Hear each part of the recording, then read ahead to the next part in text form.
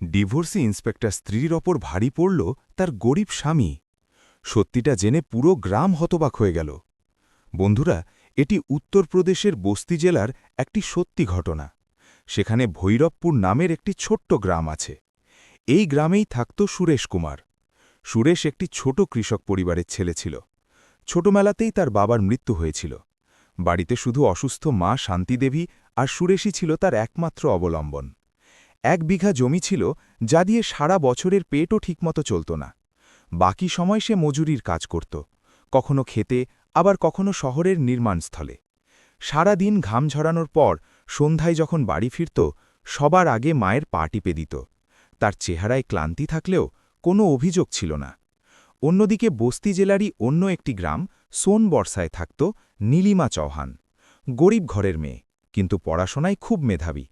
তার বাবা হরিরাম চৌহান মজুর ছিলেন, কিন্তু মেয়েকে পড়ানোর জেদ এমন ছিল যে নিজে না খেয়ে থাকলেও মেয়ের ফি দিতেন। গ্রামের লোকেরা তাকে কটূক্তি করত, মেয়েকে এত পড়িয়ে কি কালেক্টর বানাবে? হরিরাম হেসে বলতেন, আমার মেয়ে অফিসারই হবে। সময় কাটতে লাগল এবং নীলিমা গ্র্যাজুয়েশন করতে শহরে যেতে শুরু করল। সেই সময়ই তার জন্য ভৈরবপুরের সুরেশ কুমারের বিয়ের প্রস্তাব আসে। ছেলেটি গরিব ছিল, খুব একটা পড়াশোনাও জানত না, কিন্তু স্বভাবের দিক থেকে খুব ভালো ছিল। মদ বা খারাপ সঙ্গদোষ ছিল না, শুধু কঠোর পরিশ্রম আর মায়ের সেবা। হরিরাম দ্বিধায় পড়ে গেলেন। একদিকে মেয়ের স্বপ্ন, অন্যদিকে সমাজের চাপ, মেয়ে বড় হয়ে গেছে, বিয়ে দিয়ে দাও। অবশেষে তিনি ভারী মনে রাজি হয়ে গেলেন। বিয়ে অত্যন্ত সাদামাটাভাবে হয়েছিল। কোনো ব্যান্ড বাজনা বা লোক দেখানো ব্যাপার ছিল না। শুধু গ্রামের ছোট্ট উঠোন, কিছু আত্মীয়স্বজন, পাড়া প্রতিবেশী আর ভগবানের নাম নিয়ে নেওয়া 7 পাক। কোণে সেজে নীলিমা যখন ভৈরবপুরে পৌঁছল, তার পা কাঁপছিল। এটি তার নতুন বাড়ি ছিল, নতুন জীবন, আর মনে একই সঙ্গে ভয় এবং একটি ছোট্ট আশাও ছিল যে হয়তো সব ঠিক হয়ে যাবে। উঠোনে পা রাখতেই তার মনে হলো যেন সে সম্পূর্ণ অন্য এক দুনিয়ায় এসে পড়েছে। ঘরটি অত্যন্ত ছোট ছিল, দেওয়ালের মাটি অনেক জায়গা থেকে খসে পড়েছিল, ছাদে পুরনো টিনের টুকরো রাখা ছিল, যার ওপর বৃষ্টির দাগ স্পষ্ট দেখা যাচ্ছিল। কিন্তু তখনই শান্তিদেবী তাকে জড়িয়ে ধরলেন। তার হাতগুলো খসখসে ছিল, কিন্তু সেই স্পর্শে এমন এক আপনত্ব ছিল যে নীলিমার চোখ জলে ভরে গেল। তিনি ভালোবেসে বললেন, মারে, ঘরটা ছোট ঠিকই, কিন্তু তোমাকে মন থেকে স্বাগত জানাচ্ছি। সেই রাতে যখন সবাই ঘুমিয়ে পড়ল, সুরেশ ধীরে ধীরে তার কাছে এলো। সে সংকোচ বোধ করছিল, যেন কোনো ভুল কথা বলার ভয়ে আছে। সে নিচু গলায় বলল, নীলিমা, তুমি চাইলে তোমার পড়াশোনা চালিয়ে যেতে পারো, আমি তোমাকে কখনো বাধা দেব না। নীলিমা অবাক হয়ে তার দিকে তাকাল। সে তো ছোটবেলা থেকে এটাই শুনে এসেছিল যে বিয়ের পর মেয়েদের পড়াশোনা শেষ হয়ে যায়। তার চোখে প্রথমবার আশার ঝলক দেখা গেল। সত্যি? সে ধীরে করে জিজ্ঞেস করল। সুরেশ হাসল, হ্যাঁ, তোমার স্বপ্নগুলো সত্যি হওয়া উচিত। সেই মুহূর্তে নীলিমার মনে হলো যেন সে শুধু একজন স্বামী নয়, একজন সত্যিকারের সঙ্গী পেয়েছে। এরপর থেকে সুরেশের জীবনের একটাই লক্ষ্য হয়ে দাঁড়ায়, নীলিমাকে অফিসার বানানো। সে কাউকে না জানিয়ে নিজের অর্ধেক জমি বন্ধক রেখে দিল, যাতে নীলিমা শহরে গিয়ে কোচিং করতে পারে। নিজে দিনরাত মজুরি করতে শুরু করল। সকালে খেতে কাজ, দুপুরে ইট বওয়া, সন্ধ্যায় কারো বাড়িতে নির্মাণের কাজ। শরীর ক্লান্ত হয়ে পড়ত, কিন্তু মনে এক অদ্ভুত শান্তি থাকত যে সে তার স্ত্রীর স্বপ্নের ভিত করছে। অনেক সময় তার জামাকাপড় এতটাই ছিঁড়ে যেত যে গ্রামবাসীরা হাসাহাসি করত, কিন্তু সে কখনো ভ্রুক্ষেপ করেনি। নীলিমার ফি, বইপত্র, বাড়ি ভাড়া সব কিছু সময় মতো পৌঁছতে লাগল। গ্রামের লোকেরা প্রায়ই কটাক্ষ করে বলত, আরে সুরেশ, বউ অফিসার হয়ে গেলে তো তোকে চিনতেও পারবে না। সুরেশ হাসত আর বলত, চিনুক বা না চিনুক, তাতেই আমার আনন্দ। তার চোখে সত্যিই কোনো অভিযোগ থাকত না। সময় কাটতে লাগল। নীলিমা শহরে থাকতে শুরু করল। এখন সে মাসে মাত্র একবার বাড়ি আসত। ধীরে ধীরে তার পোশাক বদলে গেল, কথা বলার ধরন আর চালচলনও বদলে গেল।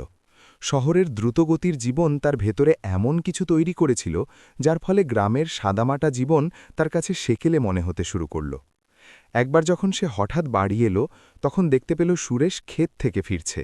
শরীরে কাদা, পায়ে ভেজা মাটি, কাঁধে কোদাল। তাকে দেখেই নীলিমা মুখ ফিরিয়ে নিল, যেন সে তাকে চিনতেই চাইছে না। সেই রাতে এসে প্রথমবার তাকে কটাক্ষ করল, তুমি কি কোনো ভালো কাজ পাও না? একদম মজুরের মতো দেখতে লাগে। সুরেশ কিছুক্ষণ চুপ করে রইল, তারপর খুব শান্ত গলায় বলল, চেষ্টা করছি, কিন্তু পড়াশোনা তো কম, তাই না? এই উত্তরে কোনো অভিযোগ ছিল না, ছিল শুধুই একটি সত্যি। নীলিমা কোনো উত্তর দিল না।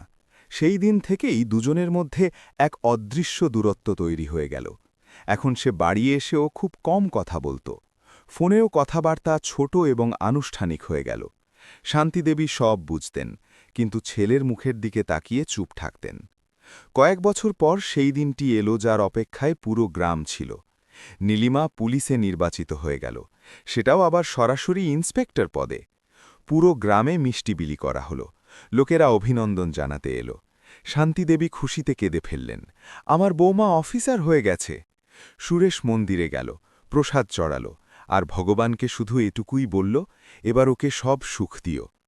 কিন্তু সেই খুশির সঙ্গেই তাদের জীবনে একটি ফাটলও ধরে গেল। চাকরি পাওয়ার পরেই নীলিমা শহরে থাকতে শুরু করল। গ্রামে আসা প্রায় বন্ধই হয়ে গেল। ফোনে তার গলার আওয়াজ বদলে গিয়েছিল, শীতল, ব্যস্ত এবং দূরের। একদিন সে স্পষ্ট জানিয়ে দিল, আমাকে এখানে অফিসারদের মাঝে থাকতে হয়, তুমি গ্রামেই ঠিক আছো। সুরেশ কোনো প্রতিবাদ না করেই উত্তর দিল, তোমার যেমনটা ঠিক মনে হয়। কয়েক মাস পর যখন সে বাড়ি এলো, তখন তার সঙ্গে শহরের একজন সহকর্মীও ছিল। সেই মহিলা বাড়িটি দেখে নাক সিটকালেন, যেন কোনো নোংরা জায়গায় এসে পড়েছেন। সেই দিন নীলিমা নিজেও নিজের বাড়িতে একজন অচেনা মানুষের মতো লাগছিল। রাতে সে সুরেশকে বলল, আমি এই পরিবেশে থাকতে পারব না, এতে আমার ইমেজ নষ্ট হয়।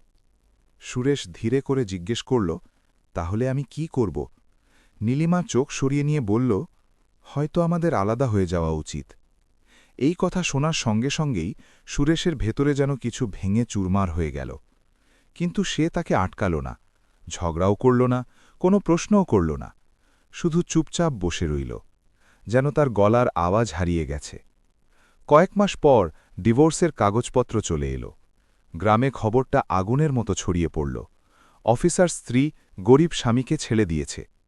শান্তিদেবী এই ধাক্কা সহ্য করতে পারলেন না, কেঁদে কেঁদে অসুস্থ হয়ে পড়লেন। কিন্তু সুরেশ কখনো নীলিমার বিরুদ্ধে একটি কথাও বলেনি। সে শুধু চুপ থাকতে শিখে নিয়েছিল। নীলিমা শহরের ঝলমলে দুনিয়ায় ব্যস্ত হয়ে পড়ল, আর সুরেশ সেই ছোট্ট বাড়িতে মায়ের সঙ্গে রয়ে গেল। সময় কাটতে লাগল, লোকেরা তাকে নিয়ে ঠাট্টা করা বন্ধ করে দিল, কারণ সে কোনো উত্তরই দিত না। সে শুধু কাজ করত, মায়ের সেবা করত, আর চুপচাপ নিজের মতো বাঁচত। কিন্তু তার ভেতরের কষ্টটা কেউ দেখতে পেত না। আর তারপর কয়েক বছর পর এমন একটা দিন এলো যখন নীলিমাকে বাধ্য হয়ে সেই ভৈরবপুর গ্রামেই ফিরে আসতে হল, যাকে সে পেছনে ফেলে চলে গিয়েছিল। সেদিন ভৈরবপুরে সকাল থেকেই একটা চাঞ্চল্য ছিল। সুরেশের বাড়ির সামনে মানুষের ভিড় জমেছিল। কেউ জল আনছিল, কেউ ডাক্তার ডাকার কথা বলছিল, আবার কেউ ভগবানের নাম নিচ্ছিল। শান্তিদেবী বেশ কয়েকদিন ধরেই অসুস্থ ছিলেন, কিন্তু সেদিন তার অবস্থা হঠাৎ খুব খারাপ হয়ে গিয়েছিল। সুরেশ সারা রাত জেগেছিল, কখনো তার কপালে জল পট্টি দিচ্ছিল, কখনো ওষুধ খাওয়াচ্ছিল, আবার কখনো ভগবানের কাছে প্রার্থনা করছিল। তার চেহারায় ক্লান্তি স্পষ্ট দেখা যাচ্ছিল, চোখগুলো লাল ছিল, কিন্তু তার হাত থামছিল না। গ্রামের একটি ছেলে শহরে থাকা নীলিমাকে ফোন করে দিল, বৌদি, আম্মার অবস্থা খুব খারাপ, যদি আসতে পারেন তবে চলে আসুন। ফোনে একথা শুনে নীলিমা কয়েক মুহূর্তের জন্য স্তব্ধ হয়ে গেল। অনেক বছর হয়ে গিয়েছিল সে ওই বাড়িতে পা রাখেনি। সে কখনো ভাবেনি যে তাকে আবার ফিরে যেতে হবে। কিন্তু ফোন রাখার পরও তার কানে ওই কথাগুলোই বাজতে লাগল, আম্মার অবস্থা খুব খারাপ। সন্ধে নাগাদ সরকারি গাড়ি ভৈরবপুরের কাঁচা রাস্তায় ধুলো উড়িয়ে প্রবেশ করল। যদিও লালবাতি বন্ধ ছিল, কিন্তু গাড়ি দেখেই গ্রামবাসীরা বুঝে গেল ম্যাডাম এসে গেছে। বাচ্চারা দূরে দাঁড়িয়ে দেখতে লাগল। মহিলারা নিজেদের মধ্যে ফিসফিস করতে শুরু করল। বয়স্ক লোকেরা মাথা নেড়ে বলল, এই হলো সুরেশের ছেড়ে যাওয়া বউ। নীলিমা গাড়ি থেকে নামল। দামি পোশাক, চোখে চকচকে চশমা, হাতে মোবাইল, সবকিছু বদলে গিয়েছিল, কিন্তু সামনে সেই পুরনো বাড়িটাই ছিল। দেওয়ালের মাটি আরও বেশি খসে পড়েছিল, দরজা আগের চেয়ে আরও বেশি ভাঙা ছিল, এবং উঠোনে ছড়িয়ে থাকা নীরবতা খুব অদ্ভুত লাগছিল। তার পা আপনা আপনিই ধীর হয়ে গেল। ভেতরে ঢুকেই সে দেখল শান্তিদেবী খাটিয়ার ওপর শুয়ে আছেন, শ্বাস খুব ধীর গতিতে চলছে। সুরেশ তার শিয়রে বসেছিল, চোখগুলো ফোলা, দাড়ি বড় হয়ে গেছে, জামাকাপড় পুরনো, কিন্তু চেহারায় সেই একই শান্ত ভাব। সে নীলিমাকে আসতে দেখল, কিন্তু কিছু বলল না। কোনো অভিযোগ নেই, রাগ নেই, কোনো কটাক্ষ নেই, শুধু একটা দীর্ঘ দৃষ্টি, যার মধ্যে সবকিছু ছিল, আবার কিছুই ছিল না। নীলিমার হঠাৎ খুব অদ্ভুত লাগল। সে ধীরে ধীরে এগিয়ে গেল আর শান্তিদেবীর পাশে বসল। বৃদ্ধ চোখগুলো কোনো মতে খুলল। তিনি নীলিমাকে দেখলেন আর তার ঠোঁট কাঁপতে লাগল। এসেছিস মা, শুধু এইটুকু বলেই তার চোখ দিয়ে জল গড়িয়ে পড়ল। নীলিমার হৃদয়টা যেন মুচুড়ে উঠল। সে অনেক বছর ধরে কাউকে এভাবে কাঁদতে দেখেনি। সারা রাত বাড়িতে নিস্তব্ধতা বিরাজ করছিল। গ্রামবাসীরা ধীরে ধীরে ফিরে গেল। শুধু সুরেশ, নীলিমা আর কাছের কিছু মহিলারা রয়ে গেল। সুরেশ কিছু না খেয়ে ওখানেই বসে রইল। কখনো মায়ের হাত ধরছিল, তো কখনো তার মাথায় হাত বুলিয়ে দিচ্ছিল। নীলিমা প্রথমবার মনোযোগ দিয়ে তাকে দেখল। সে আগের চেয়ে রোগা হয়ে গিয়েছিল। মুখটা বলিরেখায় ভরে গিয়েছিল, যেন বয়স হঠাৎ করে অনেক বছর বেড়ে গেছে। সকাল হতে না হতেই শান্তিদেবীর শ্বাস থেমে গেল। বাড়িতে কান্নার আওয়াজ গুমড়ে উঠল। সুরেশ কিছুক্ষণ একদম শান্ত হয়ে বসে রইল, যেন বুঝতেই পারছিল না যে কি হয়ে গেল। তারপর হঠাৎ করে সে মায়ের মুখটা ধরে বলল, আম্মা, ওঠো না, দেখো আমি এখানে। তার গলাটা এতটাই ভাঙা ছিল যে যারা শুনছিল তাদের চোখ জলে ভরে গেল। শেষকৃত্যের সময় পুরো গ্রাম উপস্থিত ছিল। লোকেরা ফিসফিস করছিল, বেচারি মা, ছেলেটা কত সেবা করল, আর বউ তো ছেড়েই চলে গিয়েছিল। নীলিমা সব শুনছিল, কিন্তু কিছুই বলতে পারছিল না। তার প্রথমবার মনে হল যে এই গ্রামে তার পরিচয় কোনো অফিসারের নয়, বরং সেই মহিলার যে তার গরিব স্বামীকে ছেড়ে চলে গিয়েছিল। শেষকৃত্যের পর বাড়িটা আরও বেশি ফাঁকা লাগতে শুরু করল। মহিলারা ফিরে গেল, আত্মীয়রা চলে গেল, উঠোনে শুধু ছড়িয়ে থাকা ছাই আর নিস্তব্ধতা পড়ে রইল। সুরেশ বারান্দায় বসে শূন্য দৃষ্টিতে তাকিয়েছিল। নীলিমা কিছুক্ষণ দাঁড়িয়ে রইল, তারপর ধীরে করে বলল, তুমি কিছু খেয়েছ? সুরেশ মাথা নেড়ে না বলল, কিন্তু মুখে কিছু বলল না। সে রান্নাঘরে গিয়ে দেখল বাসনগুলো প্রায় খালি ছিল, শুধু একটু চাল আর নুন ছিল। তার মনে পড়ে গেল একসময় এই বাড়িতে সে নিজেই রান্না করত। শান্তিদেবী হাসতে হাসতে গল্প করতেন, আর সুরেশ ক্লান্ত হয়েও হাসত। এখন সবকিছু যেন অন্য কোনো জীবনের কথা বলে মনে হচ্ছিল। নীলিমা চুপচাপ রান্না করল আর থালাটা তার সামনে এনে রাখল। সুরেশ প্রথমবার তার দিকে সরাসরি তাকাল। তোমার এসব করার দরকার ছিল না। গলার আওয়াজে কোনো তিক্ততা ছিল না, আপনত্বও ছিল না, ছিল কেবল ক্লান্তি। নীলিমা ধীরে করে বলল, দরকার ছিল। কিছুক্ষণ পর সে বলল, তুমি শহরে ফিরে যাও, এখানে তোমার আর কিছু নেই। এটা শুনেই নীলিমার ভেতরে কিছু একটা বিঁধল। এই কথাগুলোই তো সে কয়েক বছর আগে তাকে বলেছিল। তুমি গ্রামেই ঠিক আছো। সন্ধ্যায় সে যখন বাইরে বেরোল, গ্রামের কয়েকজন মহিলা নিজেদের মধ্যে কথা বলছিল। সুরেশ দ্বিতীয় বিয়েও করল না, শুধু মায়ের সেবা করে গেল। অন্য একজন বলল, আর শোনো, হরিরাম চৌহানের ধারও ওই শোধ করেছিল, কাউকে জানায়ও নি। নীলিমা থমকে দাঁড়াল। তার মনে পড়ল বাবা হঠাৎ করেই ধার শোধ হয়ে যাওয়ার কথা বলেছিলেন, কিন্তু কখনো জানাননি কিভাবে হল। রাতে তার ঘুম এলো না। পুরনো দিনগুলো বারবার চোখের সামনে ভেসে উঠছিল। বিয়ে, সুরেশের হাসি, তার সেই কথা, তুমি পড়াশোনা করো, আর তারপর ডিভোর্সের কাগজে তার নিজের সই। তার প্রথমবার মনে হল যে সে শুধু একটি সম্পর্ক নয়, বরং একজন ভালো মানুষকে হারিয়েছে। পরের দিন সকালে সে যাওয়ার প্রস্তুতি নিল। গাড়ি বাইরে দাঁড়িয়েছিল। সে দরজা পর্যন্ত পৌঁছল। তারপর হঠাৎ পিছন ফিরল। সুরেশ উঠোনে ঝাড়ু দিচ্ছিল, যেন কিছুই হয়নি। সে কিছু বলতে চাইছিল, কিন্তু কোনো কথা খুঁজে পেল না। অবশেষে সে ধীরে করে বলল, যদি কখনো দরকার হয় আমাকে জানিও। সুরেশ ঝাড়ু দেওয়া থামিয়ে তার দিকে তাকাল এবং খুব শান্ত গলায় বলল, এখন আর কারো কাছে কোনো দরকার নেই। নীলিমার কাছে কোনো উত্তর ছিল না। সে গাড়িতে উঠে বসল। গাড়ি ধীরে ধীরে গ্রামের বাইরে বেরিয়ে যেতে লাগল। জানালা দিয়ে সে শেষবারের মতো পেছনে ফিরে তাকাল। ছোট্ট বাড়ি, ভাঙা দেওয়াল আর দরজায় দাঁড়িয়ে থাকা সেই মানুষটা যে একসময় তার সব কিছু ছিল। সে জানত না যে সে এই গ্রাম থেকে দূরে তো যাচ্ছে, কিন্তু সত্যি থেকে পালাতে পারবে না। যাই হোক, বন্ধুরা গাড়ি ভৈরবপুরের সীমানা পার করে গিয়েছিল, কিন্তু নীলিমার দৃষ্টি তখনও পেছনের দিকেই আটকে ছিল। মনে এক অদ্ভুত বোঝা ছিল, যেন খুব জরুরি কোনো জিনিস ওখানেই ফেলে এসেছে। শহরে পৌঁছনোর পরও সে স্বাভাবিক হতে পারল না। অফিসের সামনে ফাইল খোলা থাকত, কিন্তু মন বারবার সেই ছোট্ট বাড়ি, সেই ভাঙা খাটিয়া আর সুরেশের শূন্য মুখের ওপর গিয়ে আটকে যেত। রাতে যখন সে তার বড় সরকারি বাংলোয় একা বসত, তখন প্রথমবার তার সেই জায়গাটা খুব বড় এবং বড্ড ফাঁকা মনে হতে লাগল। কয়েকদিন পর তার ছোট বোন কবিতার ফোন এলো। গলাটা ঘাবড়ানো ছিল। দিদি, বাবার শরীর ভালো নেই, ডাক্তার বলেছেন এক্ষুনি অপারেশন করাতে হবে, কিন্তু অনেক টাকা লাগবে। নীলিমা চুপ করে গেল। সে সাহায্য করতে পারত, কিন্তু তার ভেতরে কোথাও একটা অহংকার তখনও বেঁচে ছিল। সেই একই অহংকার যা তাকে বছরখানেক আগে বাড়ি ছাড়তে বাধ্য করেছিল। সে শুধু এটুকু বলল, আমি দেখছি। দুদিন পর নীলিমা যখন বাপের বাড়ি পৌঁছল, দরজার ভেতরে পা রাখতেই তার হৃদয়টা বসে গেল। বাড়ির সেই পুরনো উঠোনটাই ছিল, কিন্তু তাতে আগের মতো সেই উষ্ণতা ছিল না। বাতাস পর্যন্ত ভারী লাগছিল। হরিরাম চৌহান খাটিয়ায় শুয়েছিলেন, কিন্তু তাকে দেখে বিশ্বাস করা কঠিন ছিল যে ইনি সেই শক্তিশালী মানুষ যিনি একসময় দিনরাত মজুরি করে সংসার চালাতেন। মুখ শুকিয়ে ফ্যাকাশে হয়ে গিয়েছিল, চুপগুলো বসে গিয়েছিল, এবং শরীর এতটাই দুর্বল ছিল যে যেন কয়েক বছরের অসুখ একসঙ্গে তার উপর ভেঙে পড়েছে। বাড়িতে চিন্তার ছাপ স্পষ্ট দেখা যাচ্ছিল, কিন্তু তারই মাঝে এক অদ্ভুত স্বস্তিও ছিল, যেন কোনো বড় বিপদ কেটে গেছে। নীলিমা ঘাবড়ে গিয়ে বলল, টাকার ব্যবস্থা কিভাবে হবে? সে জানত অপারেশন খুব দামি, এবং বাড়ির অবস্থা এমন নয় যে এত টাকা জোগাড় করা সম্ভব। কবিতা ধীরে করে বলল, হয়ে গেছে, কেউ একজন দিয়ে গেছে। নীলিমা চমকে উঠল, কে দিয়েছে? কবিতা চোখ নামিয়ে নিল, জানি না, বাবাও কিছু বলছেন না। তার গলায় দ্বিধা এবং ভয় দুটোই ছিল। নীলিমার মনে সন্দেহ জাগল। সে বাবার কাছে গেল, কিন্তু তিনি কথা এড়িয়ে গেলেন। তুই চিন্তা করিস না, ভগবান পাঠিয়ে দিয়েছেন। তিনি হাসার চেষ্টা করলেন, কিন্তু সেই হাসি চোখ পর্যন্ত পৌঁছল না। চেহারায় চেপে রাখা অপরাধবোধ স্পষ্ট দেখা যাচ্ছিল।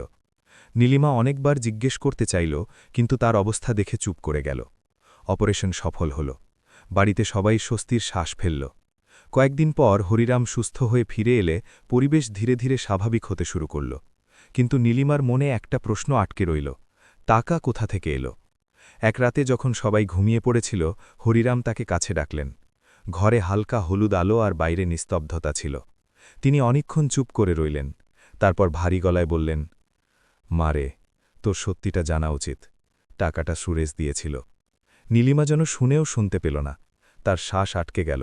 সুরেশ শব্দটা ফিসফিসানি হয়ে বেরিয়ে এলো। হরিরামের চোখ জলে ভরে গেল। আমরা ওর কাছে সাহায্য চাইনি, ও কোথা থেকে যেন জানতে পারল আর নিজে এসে টাকা দিয়ে চলে গেল। বলল, নীলিমাকে জানাবেন না, ওর ভালো লাগবে না। তার গলা কাঁপতে লাগল। নীলিমার হাত কাঁপতে শুরু করল। কানে একটা শোরগোল বাজতে লাগল। যে মানুষটাকে সে নিজের জীবন থেকে বের করে দিয়েছিল, সেই মানুষটাই আজও তার পরিবারের জন্য দাঁড়িয়েছিল। সে চেয়ারের ভর নিল, নইলে হয়তো পড়েই যেত। ভেতরে কিছু একটা ভেঙে যাচ্ছিল, নিঃশব্দে, খুব যন্ত্রণাদায়কভাবে। সেই রাতে সে বিছানায় পড়ে রইল, কিন্তু ঘুম এলো না। অতীতের ছবিগুলো বারবার চোখের সামনে ভেসে উঠছিল। সুরেশের জমি বন্ধক রাখা, কোনো অভিযোগ ছাড়া মজুরি করা, ডিভোর্সের কাগজে কিছু না জিজ্ঞেস করেই সই করে দেওয়া, আর তারপর চুপচাপ সরে যাওয়া। তার হঠাৎ মনে হল, সে গরিব অবশ্যই ছিল, কিন্তু ছোট ছিল না। ছোট তো ছিল তার নিজের অহংকার, যা তাকে একটা মানুষের আসল দাম দেখতেই দেয়নি। সকাল হতেই সে সিদ্ধান্ত নিয়ে নিল। কাউকে কিছু না জানিয়ে সে ভৈরবপুরের উদ্দেশ্যে বেরিয়ে পড়ল। সারা রাস্তা তার বুক ধড়ফড় করছিল, কখনো আশা, কখনো ভয়। অনেক বেশি দেরি হয়ে যায়নি তো? গ্রামে প্রবেশ করতেই লোকেরা তাকে চিনে ফেলল।